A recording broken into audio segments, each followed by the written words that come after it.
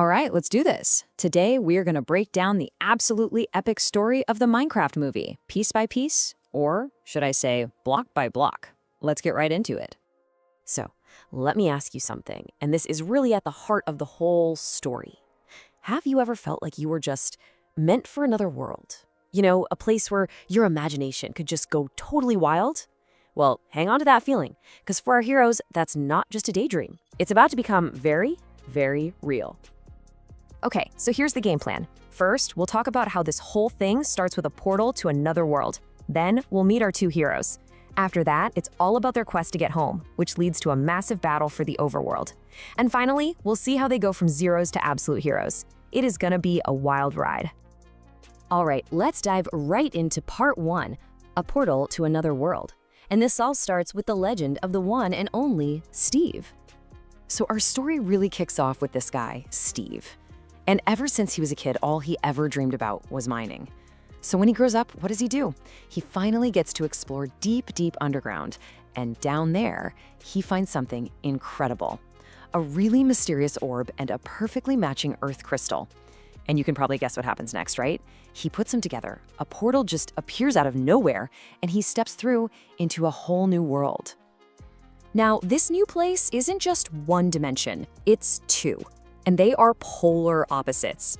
On one side, you've got the overworld. Think of it as a creative paradise, a lush, vibrant place where whatever you think, it just becomes real. But then, there's the Netherland. It's basically a hellscape. No creativity, no happiness, nothing. And it's all ruled by this really bitter queen who hates everything the overworld stands for. So Steve's adventure takes a really dark turn when he accidentally ends up in the Netherland, and bam, he's captured by the queen. She steals the orb and the crystal, and her plan? To use them to totally destroy the overworld. But Steve? He's not going down that easy. He pulls off this daring escape, and in this final heroic move, he gives the artifacts to his loyal dog with one simple mission: get back to Earth and hide these in my old room. And just like that, the key to everything is back on our world. Just waiting. Okay, let's jump forward in time a bit. We're heading back to Earth for part 2 of our story, Two Heroes in Waiting. First up, meet Garrett. This guy owns a video game store, but it's not going well. He's totally broke, about to get evicted. So in this last-ditch effort to make some cash, he buys a random abandoned storage container, hoping for some hidden treasure. He doesn't find the rare game he's looking for, but buried in all the junk, he finds a weird orb and a crystal. Sound familiar? And then there's Henry. He's this super smart, super creative kid, new in town.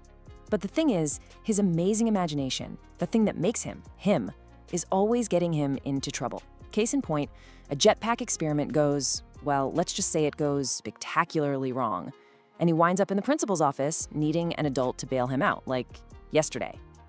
And guess who he calls? Yep, Garrett, the guy from the local game store he just met. Henry makes him an offer, $2,000 to pretend to be his uncle.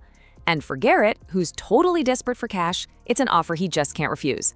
And this one little deal, well, it's the thing that sets this entire insane journey in motion. All right, on to part 3, the quest for a way home.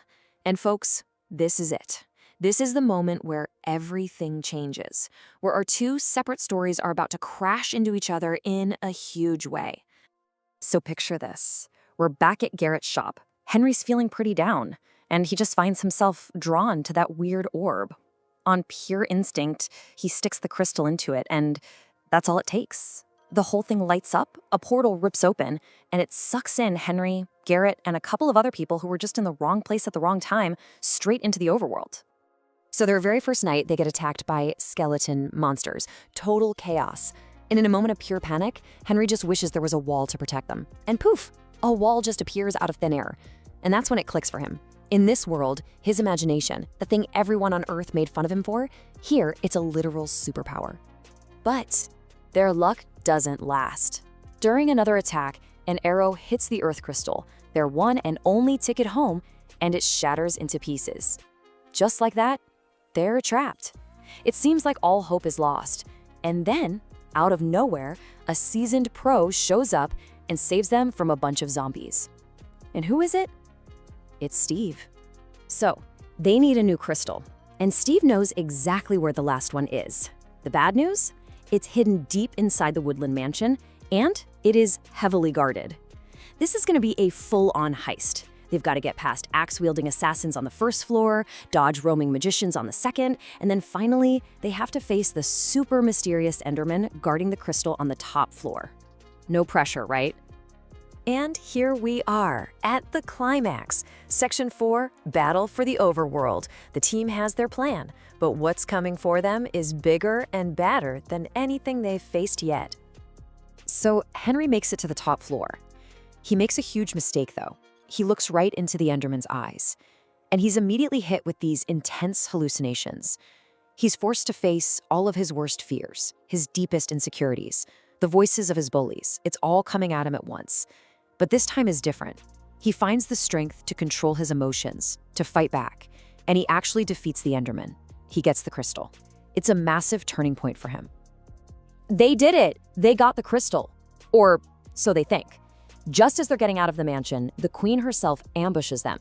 She snatches the orb and the new crystal, hits them with this huge, devastating blast, and just leaves them for dead. And now she has everything she needs to finally corrupt the overworld. But our heroes are not done yet, not by a long shot.